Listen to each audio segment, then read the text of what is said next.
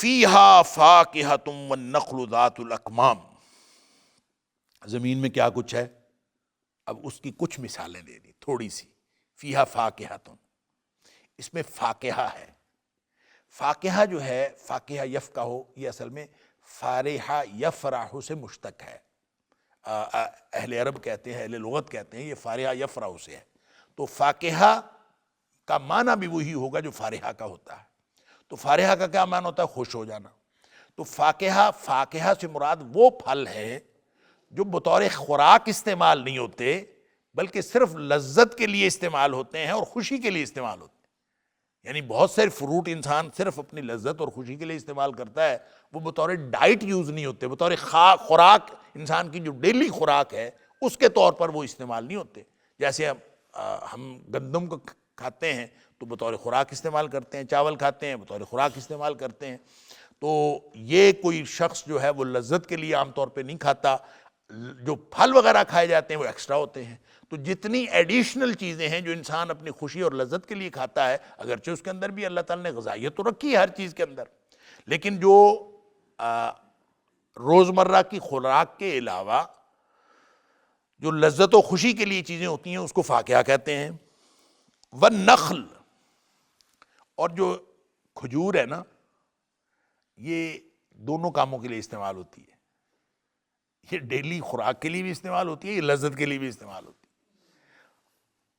ہے. ذات الاکمام، اکمام کمن کی جمع ہے.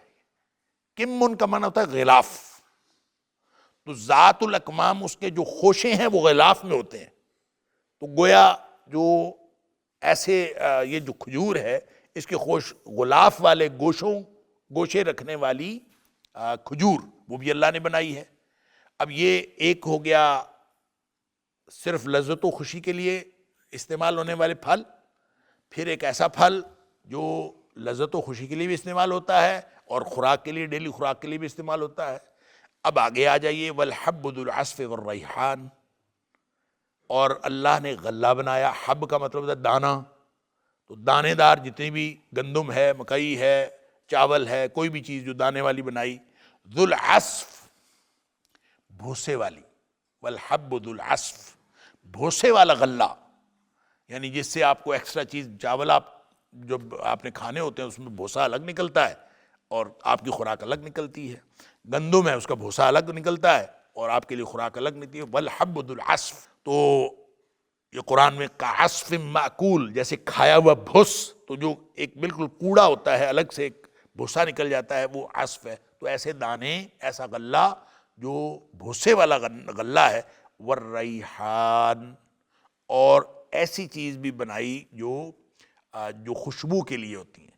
یعنی کتنے پھول ہیں دنیا میں، کتنے پودے ہیں دنیا میں جس کا کام اور کچھ بھی نہیں ہوتا، صرف فضا کو معطر کرنا اس کا مقصد ہوتا ہے، کچھ بھی نہیں اور ہوتا.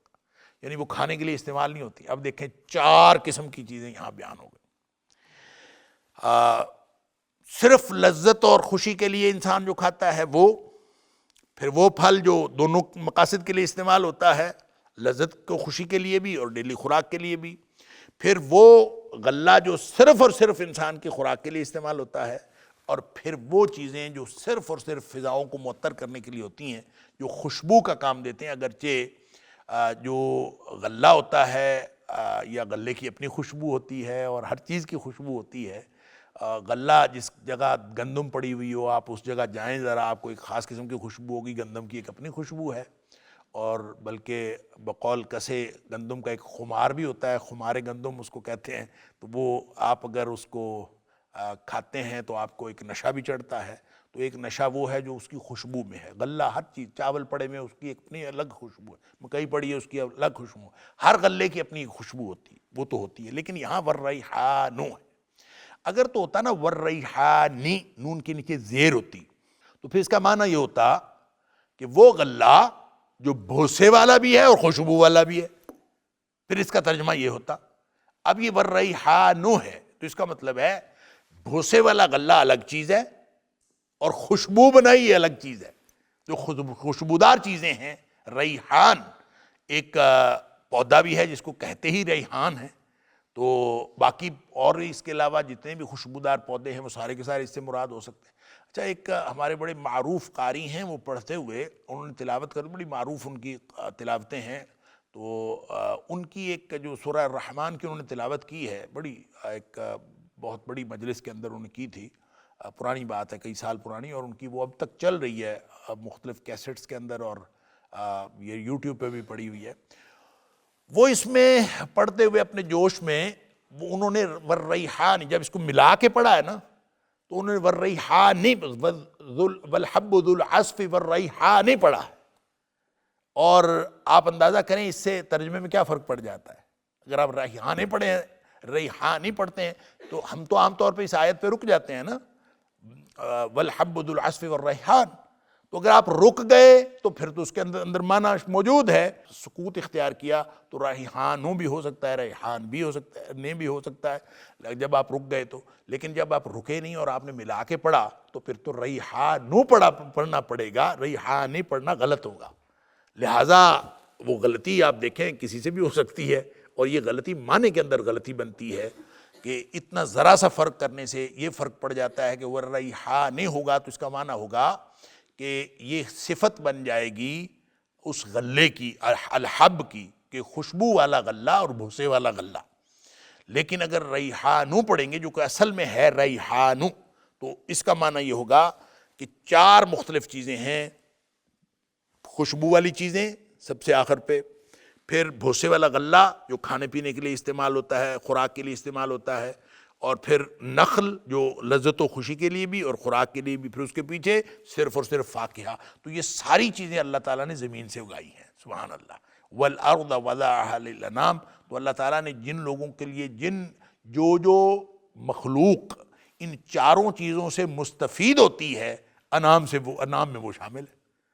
لہٰذا اس میں کون کون سی مخلوق ہے؟ عام طور پہ تو انسان ہی ہے، تو بہت سارے مفسرین نے کہا اس سے مراد صرف انسان ہے، کیونکہ پوری صورت کا موضوع انسان اور جن ہے، لہذا جنوں کو شامل کر لیا۔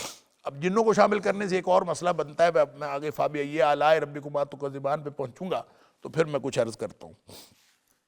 پہنچ گئے فَبِأَيِّ آلَاءِ رَبِّكُمَا تُكَذِّبَانِ۔ اب یہ ساری باتیں، ساری خصوصیات بتانے کے بعد اللہ تعالیٰ فرماتا ہے فَبِأَيِّ آلَاءِ رَبِّكُمَا تُكَذِّبَانِ، بس کون کون سی نعمتوں کو، آلہ جو ہوتا ہے، میں نے پہلے بھی عرض کیا، یہ الون یا ایلیون، اس کو ایلن کہتے ہیں، اس کی جمع ہے، جیسے معن کی جمع ہے امعاء، ایسے ہی آلہ۔ تو عام طور پہ یہ لفظ منفرد استعمال نہیں ہوتا، یہ جمع استعمال ہوتا ہے، یہ واحد استعمال نہیں ہوتا، یہ جمع استعمال ہوتا ہے، آلہ۔ اور آلہ کا معنی دو معنی ہیں اس کے، اور وہ بیک وقت اس کے اندر شامل ہیں، دو معنی ہیں بیک وقت اس کے شامل ہیں۔ کون کون سے؟ ایک تو نعمتیں اس سے مراد ہیں، اور ایک اس سے مراد اللہ کی قدرتیں ہیں۔ قدرتیں یعنی علن کا معنی یا الیون کا معنی قدرت بھی ہوتا ہے، اور اس کا معنی نعمت بھی ہوتا ہے۔ تو آلہ کا معنی ہوگا کہ نعمتیں بھی اور قدرتیں بھی۔ اور یہ بات میں پہلے عرض کر چکا ہوں کئی دفعہ کہ شاہ ولی اللہ نے علیہ الرحمہ نے جو قرآن کو مختلف علوم میں تقسیم کیا ہے، کہ وہ کہتے ہیں قرآن سے 5 قسم کے علوم حاصل ہوتے ہیں۔ انسان جب قرآن پڑھتا ہے تو اس سے 5 قسم کے علوم حاصل ہوتے ہیں، اور یہ قرآن کی ہر آیت اور ہر صورت کو ان 5 حصوں میں کسی نہ کسی میں تقسیم کیا جا سکتا ہے۔ وہ 5 حصے کیا ہیں؟ پہلا حصہ تو ہے علم الاحکام، کہ قرآن میں کچھ احکام دیے گئے ہیں، تو وہ احکام سارے پہلے حصے میں آ جائیں گے۔ پھر دوسرا حصہ ہے، یہ ترتیب مختلف ہو سکتی ہے، ایک حصہ ہے علم تذکیر بآلاء اللہ، اللہ کی جو آلاء ہیں یعنی نعمتیں یا قدرتیں، ان کے ذریعے سے اللہ نے تذکیر کی ہے، نصیحتیں کی ہیں، یاد دلایا ہے، یاد دہانی کروائی ہے۔ کن کے ذریعے سے؟ قدرتوں کا اظہار کر کے۔ تو وہ آلاء جو ہیں، اللہ کی قدرتوں اور نعمتوں کا تذکرہ جس صورت میں بھی آیا، جہاں بھی آیا، وہ تذکیر بآلاء اللہ میں یہ آیات شامل ہیں۔ اسی طرح تذکیر بایام اللہ ہے۔ ایام اللہ سے مراد، ایام کا لفظی معنی تو ہوتا ہے، یوم کی جمع ہے، اس کا معنی ہے اللہ کے دن۔ تو اللہ کے دنوں سے مراد یہ ہے تاریخ کے جتنے واقعات ہیں، اللہ تعالیٰ تاریخ کے واقعات ذکر کر کے ان کے ذریعے سے تذکیر کرتا ہے۔ تو کچھ آیات اس طرح کی ہیں، کچھ تذکیر بآلاء اللہ ہیں، کچھ علم الاحکام ہے، اور ایک چوتھا علم ہے جس کو کہتے ہیں علم المخاصمہ یا علم المناظرہ۔ قرآن میں کچھ آیات اس قسم کی ہیں جس میں اللہ تعالیٰ نے مختلف گروہوں کے ساتھ مخاصمہ کیا ہے۔ مخاصمہ یا مناظرہ ان کی غلطیوں کی نشاندہی کی ہے، ان کے سوالات کے جوابات دیے ہیں، اور یا پھر ان کی جو ہے وہ باطل عقائد ہیں ان کا بطلان کیا۔ تو یہ 4 قسم کے مناظرے، 4 قسم کے مخاصمے قرآن میں ہیں۔ یہود کے ساتھ مخاصمہ ہے، نصارہ کے ساتھ مخاصمہ ہے، 4 قسم کے گروہ نبی پاک صلی اللہ علیہ وسلم کے دور میں موجود تھے۔ یعنی جب آپ صرف مکی زندگی کی بات کرتے ہیں تو اس وقت ایک ہی گروہ تھا، اور وہ کون سا گروہ تھا؟ وہ تھے مشرکین۔ تو پہلا مکالمہ یا مخاصمہ مشرکین کے ساتھ ہے، دوسرا مکالمہ جو ہے وہ یہود کے ساتھ ہے، تیسرا نصارہ کے ساتھ ہے، اور چوتھا ایک نیا گروپ پیدا ہو گیا تھا مدینہ آنے کے بعد، وہ ہے منافقین۔ تو ان 4 کے ساتھ مخاصمہ قرآن میں مختلف مقامات پہ آپ کو ایسی آیات ملیں گی جو ان 4 کے ساتھ مخاصمہ ہے، لہٰذا یہ ایک چوتھا ہو گیا۔ تو 5واں ہے تذکیر بموت یا تذکیر بالموت وما بعد، کہ جو کچھ موت کے وقت ہونا ہے اس کا تذکرہ، اور جو بعد الموت ہے اس کا جو تذکرہ ہے، آخرت کا تذکرہ، وہ تذکرہ کر کے اس کے ذریعے سے تذکیر، اس کے ذریعے یاد دہانی کرانا۔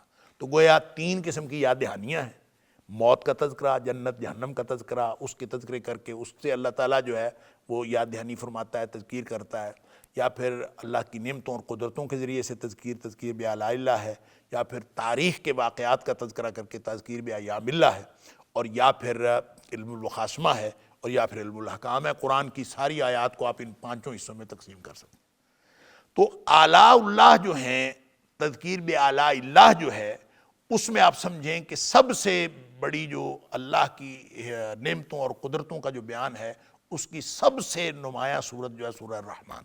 ویسے اور بھی بہت ساری جگہوں پہ اللہ تعالیٰ نے جہاں جہاں یہ سورہ نحل ہے مثال کے طور پر، اور سورہ نور ہے، مختلف جگہوں پہ اللہ تعالیٰ نے مختلف نعمتوں کا ذکر کیا ہے۔ تقریباً ہر صورت میں کہیں نہ کہیں مختلف نعمتوں کا، قدرتوں کا ذکر ہوتا ہے، اللہ کی قدرتوں کا، لیکن یہاں پہ خصوصی طور پر آیا۔ کچھ نعمتوں کا یہاں خصوصی ذکر شروع میں کر دیا، پھر یہ آیت آ گئی، یعنی 13ویں آیت ہے، 12 آیات اس سے پہلے ہیں، چھوٹی چھوٹی آیات، اور 13ویں آیت میں فرمایا فَبِأَيِّ آلَاءِ رَبِّكُمَا تُكَذِّبَانِ۔ کچھ نعمتوں کا ذکر کرنے کے بعد پھر تم کس کس نعمت کو، ائی آلاء، کون کون سی نعمت کو، ربکما، تمہارے رب کی، تم دونوں کے رب کی، تکذبان، تم دونوں جھٹلانے والے ہو۔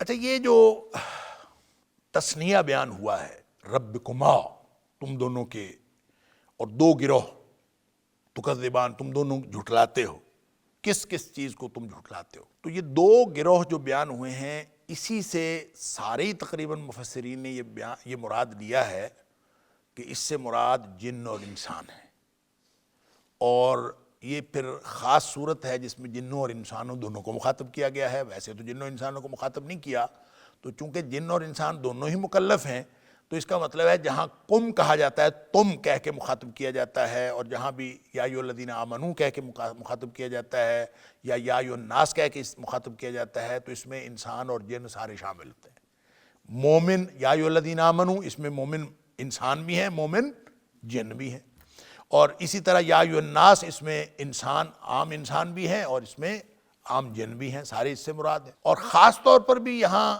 اللہ تعالیٰ نے آگے یہ بھی فرما دیا کہ یا معشر الجن والانس، اس نے اور وضاحت کر دی کہ جنوں، یا معشر الجن، معشر کہتے ہیں ایسی جماعت کو جو ایک مضبوط جماعت ہو، تو یا معشر الجن والانس، اے جنوں اور انسانوں کی مضبوط جماعت بتاؤ، اور تم جو ہے اگر کر سکتے ہو تو زمین و آسمان سے نکل جاؤ۔ یا معشر الجن والانس ان استطعتم ان تنفذوا من اقطار السماوات والارض فانفذوا، نکل کے دکھاؤ، زمین و آسمان کے دائرے سے نکل سکتے ہو تو۔ اللہ اکبر۔ اچھا، اب وہاں جو جنوں اور انسانوں کو خاص طور پہ ظاہری طور پہ واضح الفاظ میں مخاطب کر دیا، یہاں پہ 2 کی بات ہوئی، تو گویا ان 2 سے مراد جن اور انسان ہے۔ یہی وجہ ہے کہ اس سے مراد اکثر مفسرین نے یہ 2 ہی لیے ہیں، جن اور انسان، لیکن اس میں 2 امکانات اور ہیں۔ اور وہ جو دونوں امکانات ہیں وہ بھی اس کے اندر شامل ہیں، اور ان دونوں امکانات کو ملحوظ اگر رکھا جائے تو اس آیت کے مفہوم میں پھر بھی کوئی فرق نہیں پڑتا، لیکن وہ ذہن میں ہونا چاہیے کہ اس کا وہ معنی بھی ہو سکتا ہے۔ مثلا اس میں ایک پہلا معنی تو یہ ہے کہ کما جو ہے دو لوگ، اس دو میں اللہ تعالیٰ نے یہاں تو وضاحت نہیں کی کما کون کون سے دو لوگ ہیں، تو کذبان تم کون کون سی نعمت کو جھٹلاؤ گے۔ تو کما تثنیہ وہ ہے کہ ہر جگہ پہ آپ کو دو قسم کے لوگ ملتے ہیں، ایک مومن ہوتے ہیں ایک کافر ہوتے ہیں، تو دونوں کو مخاطب کیا گیا ہے فَبِأَيِّ آلَاءِ رَبِّكُمَا تُكَذِّبَانِ، کہ مومنوں اور کافروں تم اللہ کی نعمتوں کون کون سی نعمتوں کو جھٹلاؤ گے۔ یا اسی طرح سے دنیا میں کسی بھی طرح آپ جاتے ہیں تو آپ کو دو قسم کے لوگ ملتے ہیں، عقل مند بھی بیوقوف بھی، تو فَبِأَيِّ آلَاءِ رَبِّكُمَا تُكَذِّبَانِ، تو ان دونوں کو مخاطب کیا گیا ہے۔ یا آپ کو نیک اور بد ملتے ہیں، فَبِأَيِّ آلَاءِ رَبِّكُمَا تُكَذِّبَانِ، یہ بھی دونوں سے۔ اسی طرح گورے اور کالے ہم کہتے ہیں، کچھ لوگ جو ہیں وہ وائٹ ہیں، وائٹ سکن والے ہیں، کچھ لوگ جو ہیں وہ ڈارک سکن والے ہیں، تو یعنی سرخ و سفید یہ ایک الگ مخلوق ہے، اور جو کالے ڈارک سکن والے ہیں یہ الگ مخلوق ہیں، تو یہ دونوں بھی مراد ہو سکتے ہیں۔ علی ھذا القیاس، یہ تثنیہ جو ہے اس میں انسانوں ہی کی مختلف قسمیں موجود ہیں جن کو مخاطب کیا گیا ہے، اور یہ ایک نقطہ نظر مفسرین کا موجود ہے، اور یہ بہت ہی قرین قیاس ہے۔ میں نے عرض کیا کہ پہلا جو فَبِأَيِّ آلَاءِ رَبِّكُمَا تُكَذِّبَانِ میں اگر جنوں اور انسانوں کو شامل کر لیا جائے تو ٹھیک بات ہے، یہ درست ہے، اور یہ واضح بھی ہوتا ہے اس خطاب سے کہ یا معشر الجن والانس، لہٰذا یہ تو ایک مفہوم ہے۔ دوسرا مفہوم یہ ہے کہ اس میں انسانوں ہی کی دو قسمیں ہیں کہ کون کون سی نعمتوں کو جھٹلاؤ گے۔ اچھا، اور یہ دو قسمیں آپ کو ہر جگہ پہ ملتی ہیں، تو انسان ہی اس سے مراد ہے۔ اگر انسان ہی اس سے مراد لے لیے جائیں تو پہلے میں بات یہ عرض کر چکا ہوں کہ جب انسانوں کو خطاب کیا جاتا ہے پورے قرآن میں تو اس انسانوں کے خطاب میں جن آٹومیٹیکلی شامل ہیں، کیونکہ جنوں کے لیے الگ نبی کوئی نہیں آیا، نبی اکرم صلی اللہ علیہ وسلم ہی جنوں اور انسانوں کے نبی۔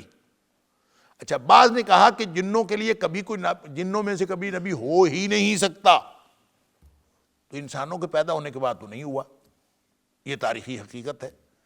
اور انسانوں کے پیدا ہونے سے پہلے جب اس دنیا میں رہتے ہی جن تھے تو اس وقت ہو سکتا ہے ان میں نبی آئے ہوں، کیونکہ اللہ تعالیٰ فرماتا ہے کہ ام من امت الا خلا فیہا نذیر، کوئی امت ایسی نہیں گزری جس میں ہم نے ڈرانے والا نہ بھیجا ہو۔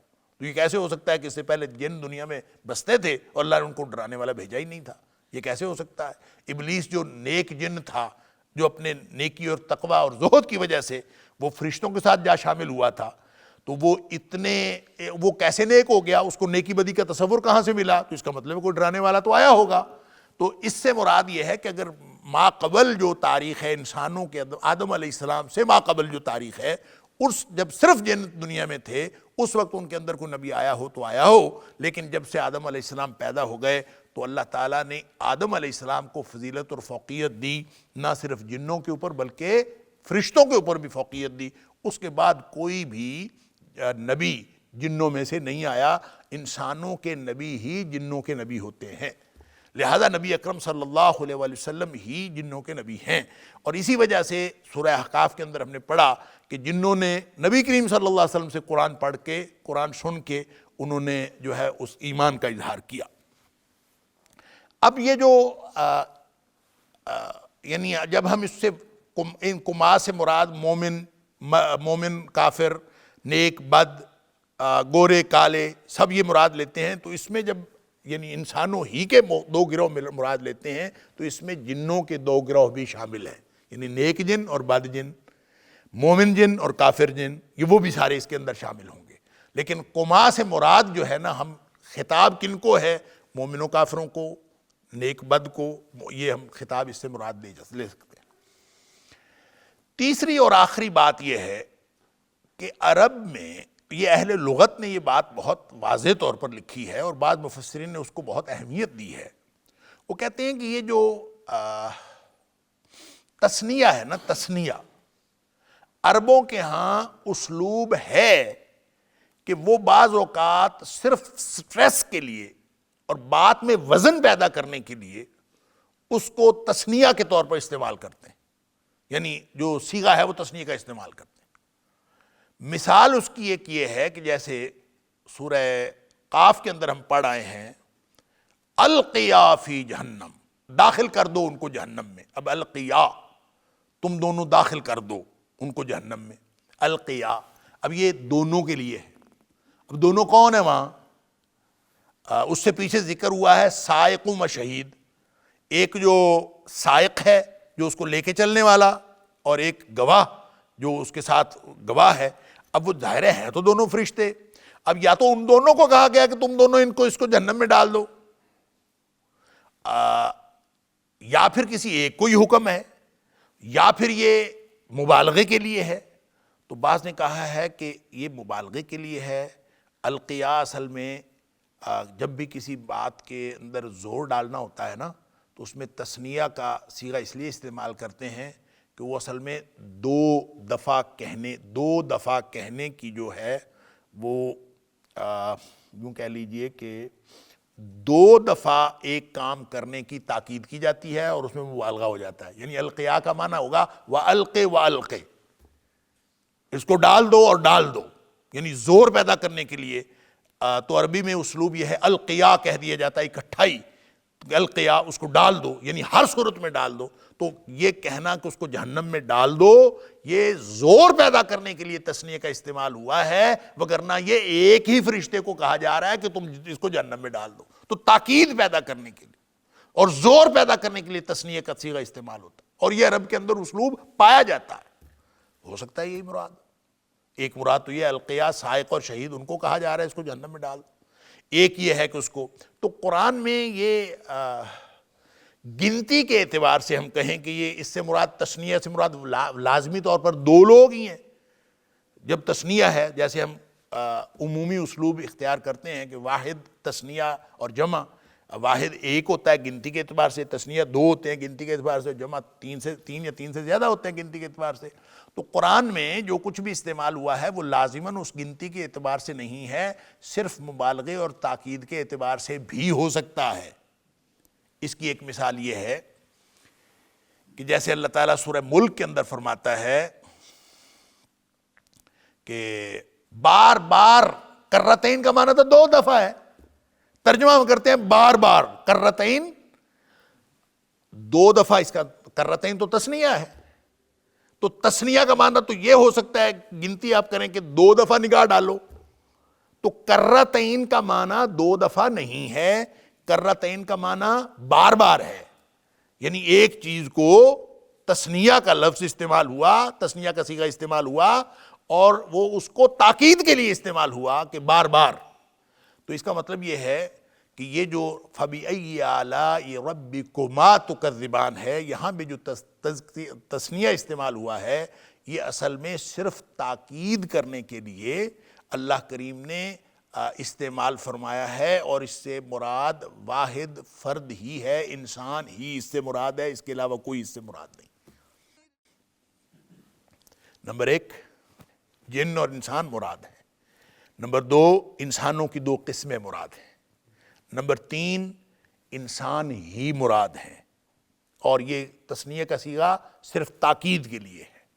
تین باتیں ہو گئیں، لیکن جب آپ ان تینوں کو معنوی طور پر دیکھیں گے، تینوں کا مفہوم ایک ہے۔ کیوں؟ اس لیے مفہوم ایک ہے کہ جن اور انسان کہیں گے تو جن اور انسان، یا معاشر الجن والانس، دو الگ الگ نوع ہیں، انواع دو الگ الگ موجود ہیں۔ اور اگر آپ کہیں گے کہ اس سے مراد مومن کافر، نیک بد، گورے کالے، چھوٹے بڑے، یہ شامل ہیں، تو اس بیوقوف دانا، یہ دو حصے، تو یہ بھی جنوں کے بھی ہیں، انسانوں کے بھی ہیں، پھر بھی جن اس میں شامل ہے۔ اور اگر اس سے مراد صرف انسان ہے اور یہ تاکید کے لیے کہا گیا ہے، تو پھر بھی قرآن کا ہر حکم جو ہے وہ انسانوں کے لیے بھی ہے اور جنوں کے لیے بھی ہے، تو بھی اس میں جن شامل ہیں۔ تو میں نے عرض کیا کہ یہ ساری کی ساری جو بحث ہے، یہ صرف اور صرف لفظی بحث ہے، معنی طور پر سب برابر ہے، معنوی طور پر یہ ایک ہی بات کہ اس میں جن بھی شامل ہیں، اس میں انسان بھی شامل ہے۔ لہٰذا یہ بات بتانی اس لیے ضروری ہے کہ بعض لوگ لغت کا سہارا لے کر قرآن کے آیات کو نیا مفہوم پہنانے کی کوشش کرتے ہیں۔ تو قرآن میں ایک چیز اللہ کے رسول صلی اللہ علیہ وسلم متعین فرما دی کہ اس سے فلاں فلاں مراد ہیں، بس اس سے وہی مراد ہے، بات ختم ہو گئی۔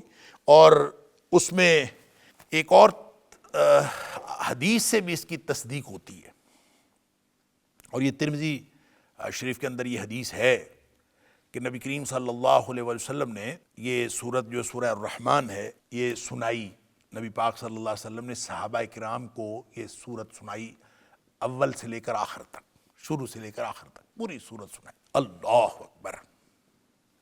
تو صحابہ کرام نے سب نے سنی اور چپ کر کے سارے بیٹھے رہے، چپ، کوئی نہیں بولا۔ حدیث کے الفاظ ہے فَسَكَتُوا، سارے خاموش ہو گئے، چپ کر کے سنتے رہے، پوری سورت سن لی، چپ کر بیٹھے رہے۔ نبی کریم صلی اللہ علیہ وسلم نے فرمایا کہ یہ جو سورت ہے نا، میں نے جنوں کو بھی سنائی تھی۔ سبحان اللہ! اور اس میں حدیث میں الفاظ ہیں فی لیلۃ الجن، یعنی جنوں والی رات کو میں نے جنوں کو بھی سنائی تھی۔ جنوں والی رات کون سی ہے؟ جب نبی پاک صلی اللہ علیہ وسلم سے جنوں نے قرآن سنا تھا، تو جب نبی پاک صلی اللہ علیہ وسلم نے گویا ان کو صرف کوئی ایک قرآن کی سورت سن کے نہیں وہ چلے گئے، انہوں نے گویا مختلف صورتیں نبی پاک صلی اللہ علیہ وسلم سے سنی تھی۔ تو نبی کریم صلی اللہ علیہ وسلم فرماتے ہیں کہ میں نے ان کو جنوں کو بھی یہ سورت سنائی تھی، تو جن تم سے اچھے تھے کہ انہوں نے اچھا رسپانس دیا، تم سے زیادہ اچھا رسپانس تھا جنوں کا۔ سبحان اللہ، سبحان اللہ! کہ جن جو ہیں وہ اس کے رسپانس کے اعتبار سے زیادہ بہتر تھے۔ کیا رسپانس دیا؟ نبی پاک صلی اللہ علیہ وسلم فرماتے ہیں کہ جب بھی میں پڑھتا تھا نا فَبِأَيِّ آلَاءِ رَبِّكُمَا تُكَذِّبَانِ، تو وہ آگے سے جن جو ہیں وہ ہر دفعہ جب میں یہ پڑھتا تھا فَبِأَيِّ آلَاءِ رَبِّكُمَا تُكَذِّبَانِ، تو اس کے جواب میں فرشتے جن آگے سے کہتے تھے لا بشیء من نعمک ربنا نکذب، یعنی آپ کے اے اللہ آپ کی کسی بھی نعمت کو ہم نہیں جھٹلاتے۔ فلک الحمد، تیرے لیے ہی تو حمد ہے۔ حمد میں پہلے عرض کر چکا ہوں، حمد کیا ہوتی ہے؟ وہ تعریف جس میں شکر کا جذبہ ہو۔ شکر کے جذبے والی تعریف جو ہوتی ہے وہ حمد ہوتی ہے، اور حمد چونکہ ساری کائنات کا پیدا کرنے والا صرف اللہ ہے اور شکر اسی کا بنتا ہے، اس لیے حمد کسی انسان کی کسی مخلوق کی ہو سکتی ہی نہیں، صرف اللہ کی ہو سکتی۔ لہٰذا نبی پاک صلی اللہ علیہ وسلم فرماتے ہیں کہ جنوں نے اچھا رسپانس دیا کہ انہوں نے یہ بولا، ہر آیت جب میں فَبِأَيِّ آلَاءِ رَبِّكُمَا تُكَذِّبَانِ بولتا تھا تو آگے سے کہتے تھے لا بشیء من نعمک ربنا نکذب فلک الحمد، کہ اللہ ہم تیری کوئی بھی نعمت جو ہے اس کو ہم نہیں جھٹلاتے، یعنی ہر نعمت کا ہمیں اعتراف ہے۔ تو اسی سے پھر بعض نے علامہ ابن کثیر علیہ الرحمہ نے اور مختلف مفسرین نے اسی حدیث سے استدلال کر کے یہ کہا ہے کہ ہمیں پھر کہنا چاہیے جب بھی ہم فَبِأَيِّ آلَاءِ رَبِّكُمَا تُكَذِّبَانِ سنیں تو ہمیں پھر یہ کہنا چاہیے، کیونکہ نبی پاک صلی اللہ علیہ وسلم نے یہ پسند فرمایا ہے کہ آپ اس کے جواب میں یہ کہیں۔ تو لیکن یہ ہے کہ نماز میں بہرحال اس سے احتراز کرنا چاہیے، کیونکہ نماز کے اندر جو چیزیں پڑھنی چاہیے، جو چیزیں پڑھنی ضروری ہیں، وہ تو نبی کریم صلی اللہ علیہ وسلم نے فکس فرما دیں کہ یہ چیزیں جو ہیں نماز کے اندر پڑھنی ہیں۔ تو نماز کے اندر یعنی جو فرض نماز ہے اس کے اندر یہ نہیں کہنا چاہیے، باقی جو اس کے علاوہ نوافل کی نماز ہے اس میں کہا جا سکتا ہے۔ اور علاوہ ازیں جب کبھی آپ فَبِأَيِّ آلَاءِ رَبِّكُمَا تُكَذِّبَانِ سنیں تو اس کے جواب میں یہ کہا جانا چاہیے لا بشیء من نعمک ربنا نکذب فلک الحمد، یہ کہنا چاہیے۔ اور یہ جنوں سے نبی پاک صلی اللہ علیہ وسلم نے سنا۔ اس کا نتیجہ کیا ہوا؟ نتیجہ یہ نکلا کہ یہ بات تو فکس ہو گئی کہ جب فَبِأَيِّ آلَاءِ رَبِّكُمَا تُكَذِّبَانِ کہا جا رہا ہے تو یہ جنوں اور انسانوں سے کہا جا رہا ہے، اس سے جن اور انسان ہی مراد ہے۔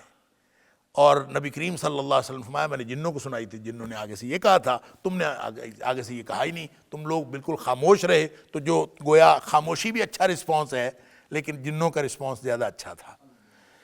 سبحان اللہ. تو فَبِأَيِّ آلَاءِ رَبِّكُمَا تُكَذِّبَانِ، تو اس کے بارے میں میں پہلے عرض کر چکا ہوں 31 مرتبہ یہ، یعنی سب سے زیادہ ترجیح جو ہے، ترجیح کہنا ہے دہرانا، سب سے زیادہ اگر کوئی آیت دہرائی گئی ہے تو اس صورت میں یہ آیت ہے فَبِأَيِّ آلَاءِ رَبِّكُمَا تُكَذِّبَانِ، اور یہ 31 مرتبہ دہرائی گئی ہے.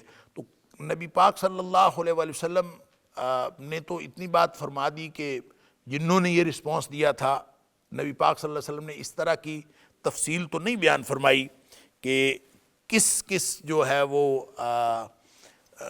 کس آیت کے یعنی مفہوم میں کون سی بات شامل ہے، یہ تو نہیں بتائی. لیکن جب آپ آیات کو دیکھتے ہیں اور جہاں ترجیح دیکھتے ہیں تو اس کی پچھلی آیت کے ساتھ اس کو کنیکٹ کریں تو اس کا ایک نیا مفہوم نکلتا ہے. ہر آیت کو، یعنی فَبِأَيِّ آلَاءِ رَبِّكُمَا تُكَذِّبَانِ کی بات کر رہا ہوں، ہر آیت کو جب آپ پچھلی آیت سے ملا کے پڑھتے ہیں تو اس میں سے ایک نیا مفہوم نکلتا ہے. ہیں تو ساری کی ساری اللہ کی نعمتیں، ہیں تو ساری کی ساری اللہ کی قدرتیں، لیکن کہیں اللہ کی نعمت کے طور پر بیان ہوا ہے، کہیں اللہ کی قدرت کے طور پر بیان ہوا. لہٰذا اس کا ایک جو اسپیسیفک کانٹیکسٹ ہے وہ بتاتا ہے. پچھلی آیت کے ساتھ آپ جمع کریں تو اس کو سمجھ آتی ہے کہ اس سے مراد اللہ کی نعمت ہے یا اللہ تعالیٰ کی قدرتیں. اللہ کی نعمتیں ہیں یا اللہ کی قدرتیں ہیں، یہ جمع ہی استعمال ہوتا ہے. تو یہاں جو فَبِأَيِّ آلَاءِ رَبِّكُمَا تُكَذِّبَانِ ہوا تو یہ دنیا کی جو نعمتیں انسان استعمال کرتا ہے، اس میں سورج کا ذکر ہوا، آسمان کا ذکر ہوا، چاند کا ذکر ہوا، اور اس میں جڑی بوٹیوں کا ذکر ہوا. اس میں آپ نجم جو ہے اس کا معنی ستارے بھی کر سکتے ہیں، اس کو پیچھے کے ساتھ جوڑیں. اس میں عالم نباتات کا ذکر ہوا، اور اس میں کائنات کی موزونیت کے ذکر ہوا، ترازو کا ذکر ہوا، ہر چیز.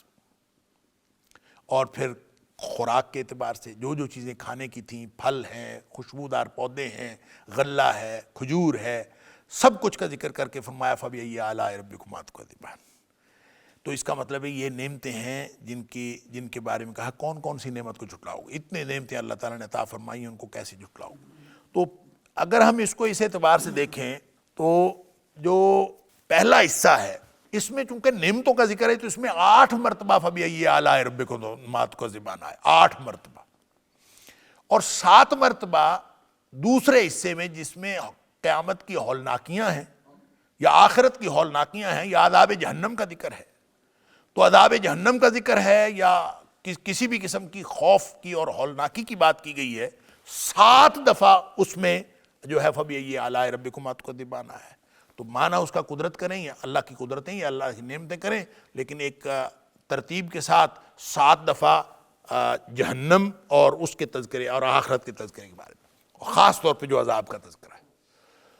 تو اس سے مفسرین نے یہ مناسبت بھی نکالی ہے، 7 طبقات یا 7 دروازے ہیں جہنم کے، اور ان 7 دروازوں کے مناسبت سے جہنم کے تذکرے میں یہ 7 دفعہ فَبِأَيِّ آلَاءِ رَبِّكُمَا تُكَذِّبَانِ ہے. اور اس سے آگے جو تیسرا حصہ ہے اس میں جنت کا ذکر ہے، جنتوں کا ذکر ہے بلکہ. اور جنتیں بھی کتنی ہیں؟ 4. پہلے 2 جنتوں کا ذکر ہے، اس کی نعمتیں، اس کی نعمتیں، اس کی نعمتیں. آگے پھر 2 اور، وَمِن دُونِهِمَا جَنَّتَانِ، اس کے علاوہ بھی اور 2 جنتیں ہیں. تو 2 جنتیں یہ ایک الگ مضمون ہے، پھر 2 جنتوں کا ایک الگ مضمون ہے. جو پہلی 2 جنتیں ہیں ان کے بارے میں 8 دفعہ فَبِأَيِّ آلَاءِ رَبِّكُمَا تُكَذِّبَانِ، اور جو دوسری 2 جنتیں ہیں ان کی دفعہ 8 مرتبہ فَبِأَيِّ آلَاءِ رَبِّكُمَا تُكَذِّبَانِ. اور یہ شاید اس مناسبت سے کہ جنت کے دروازے 8 ہیں، تو 8 2 جنتیں، پھر 8 2 جنتیں، تو 16 مرتبہ وہ ہو گیا. 8 پہلی جو دنیا کی نعمتیں ان کے اعتبار سے، تو یہ بن کے 8 اور 8 16 اور 8 24، اور پھر 7 دفعہ جو ہے وہ ہو گیا جہنم کے مضمون میں. تو یہ ٹوٹل 31 مرتبہ اس طرح سے یہ 31 مرتبہ آیا ہے، اور ہر مرتبہ کا ایک خاص مفہوم ہے، اور اس خاص مفہوم کے ساتھ ہی آپ اس کو سمجھ سکتے ہیں اگرچہ ترجمہ ایک ہی ہے، اور وہ ہے فَبِأَيِّ آلَاءِ رَبِّكُمَا تُكَذِّبَانِ، کہ پس تم کون سی نعمتوں یا قدرتوں کو اپنے رب کی کون سی نعمتوں اور قدرتوں کو جھٹلاؤ گے. اور اس کے جواب میں کیا کہنا چاہیے؟ لا بشیء من نعمک ربنا نکذب فلک الحمد، ہم کچھ نہیں جھٹلاتے اللہ، تیری ساری نعمتیں ہیں. سبحان اللہ. هذا القرآن يهدي للتي هي أقوم ويبشر المؤمنين الذين يعملون الصالحات أن لهم أجرا كبيرا